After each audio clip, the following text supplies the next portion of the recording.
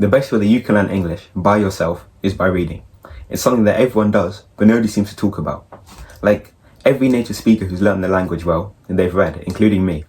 But instead online, most of the advice is, you can learn English just by watching TV programs and movies. And this does work, but reading is better. Now, in terms of reading versus watching a program or a movie, when you read, you can understand the words so much better because you have to look at them and then hear them in your mind. But with a TV program, you can just look at the subtitles or look at the person's mouth movements, which is fine for learning, but when it comes to reading, when you have to hear the word in your mind, that's when it stays in your mind for longer. And also with reading, you can do it entirely at your own pace. With a TV program, you have to watch it at the speed the TV program wants you to watch it. So if it's a program where the characters speak really fast, there's a lot of movement, there's a lot of action, you can sometimes get lost in it.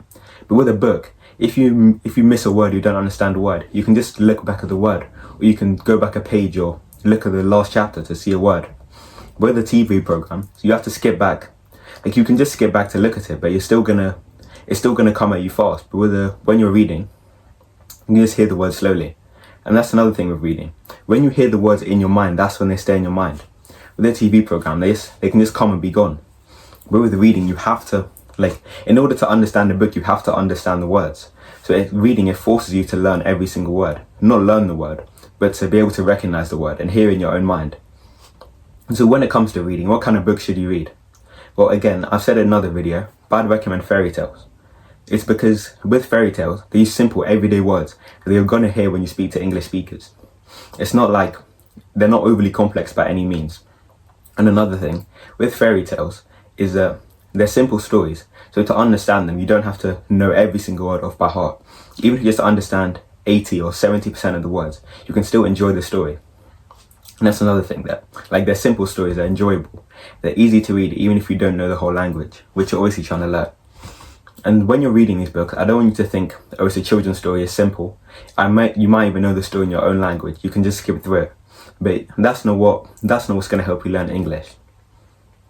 When you read the story, I want you to think about hearing every single word in your mind. You don't have to understand the word. You don't have to know its exact definition. But just when you look at the word, think about how would they sound out loud and hear that in your mind. This is going to help for two reasons. If you ever want to have a conversation or say a sentence that has a word in it, you'll be like, oh, I read it in this book. This is how I think it's supposed to sound. And that's 100 times better than having no idea how it sounds. And when you start to read in English, you start to think in English. Naturally, the more English words that are in your mind, the more you start to think, oh, this is how it sounds. This is how words that have these letters in them, they sound like this.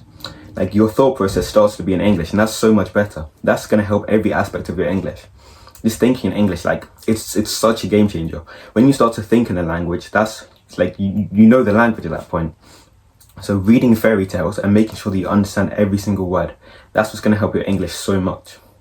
Now, in terms of how long you should read for, it doesn't have to be long at all.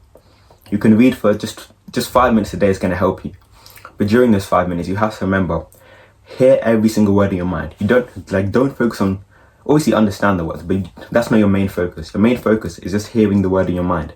If you don't understand it, you can come back and look it up later. The point is, just hear the words in your mind. Get used to the sound of English in your brain.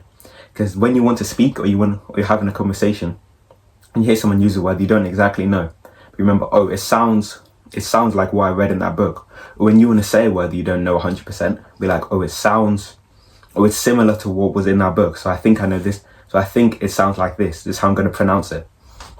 So when you do that, that's when you're going to sound so much better just by reading. Not even by speaking out loud, just by hearing the words in your mind. When you speak, it's going to sound so much better.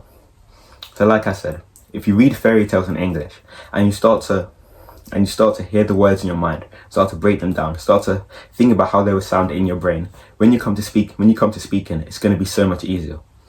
So I'll put some stories in the description of this video. They'll be in my community. You can just join it and read the fairy tales in there. And like I said, if you just read 1 or 2 a day for 10 minutes maximum is all you need. Just 5 to 10 minutes a day. And I promise you, if you read properly and you hear the words in your mind, your English will improve by so much. So I'll put the stories in my free community below. You just click the link and join them and get the stories. 1 or 2 stories a day for 5 to 10 minutes a day. And your speaking will improve by so much.